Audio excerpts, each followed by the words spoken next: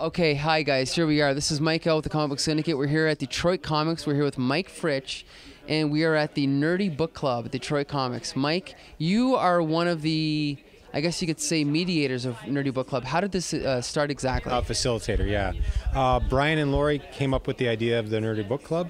My wife Lisa and I were looking for something to do. And we decided to come and just felt like we could help out a little bit, so we came up with discussion questions and things like that. Okay, and how long has the Nerdy Book Club been going on now? Probably about 5 years. What is the greatest good that's come out of it, would you say? I really think it's building a sense of community. Okay. I think there are lots of folks who read comics on their own, come up reading comics, and don't have anybody to talk with about them. And this book club gives people a place to come and to discuss their ideas and how they feel about the books that they read. Would you say the Nerdy Book Club has grown since it first started? Yeah, I think we had about 5 people the first book club, and tonight we probably had about 18. Now, okay, in the 5 years, of all the comics you've done, what is your favorite? There's been a lot of good ones. I think Blankets was probably one of my favorites. Craig Thompson. What was tonight's comic? Tonight's comic was Fables Volume 1. And what did you give it on a rating out of 10? Final rating was a 6. Drew, how long have you been coming to the Nerdy Book Club? About 7 months. 7 months, okay. And were you a comic book reader before you started coming? Oh yeah, from way back. Really? Since you were a kid? Since I was a teenager, since 1994, definitely. Okay, and what were the comics that you read when you were a teenager? I started out with Sandman, and kind of spun off from there. I've always followed Vertigo titles, and I'm a little bit into DC, and have remained a little bit into DC.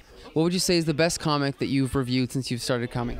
Craig Thompson's Habibi, which is huge, dense, historical, innovative, and a ton of ink on every page. Really, really graphic dependent, with a beautiful story, visually communicated. When words are used, they are carefully chosen like a poem. Beautiful book. Okay, and what's the weakest book? Are You My Mother by Alison Bechdel, which I want to like as a Dykes to Watch Out For fan. Way too abstract. So, Mike, if there was one comic that you've reviewed over the past 5 years that you can recommend to the people watching this, what would you say it is? I'd probably say it's Persepolis, because it's very accessible. You don't have to know anything to pick it up and read it and understand what the story's about. And I think those are among the best comics and graphic novels where you don't have to have any special knowledge walking in to really enjoy the book. Comic books, are they equal to TV? Are they equal to film? Are they equal to literature? To the extent that any given comic book is dependent on both a visual element and a writing element, it's exactly the same as TV and film.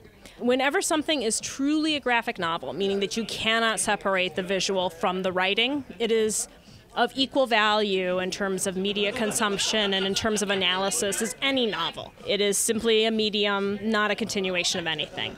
So whenever I read a comic, I'm always bearing in mind that this should be just as fulfilling, just as interesting, just as visual as something that's on a screen, and at the same time it should be just as plot-driven, just as character-developed, and just as involving as a novel. So perhaps I hold it to an even higher standard because I believe it can meet that standards. So theoretically it's equal. Do you think it's reached its zenith as an art form, or do you think there's still much more development to go? There is still much, much, much more to go.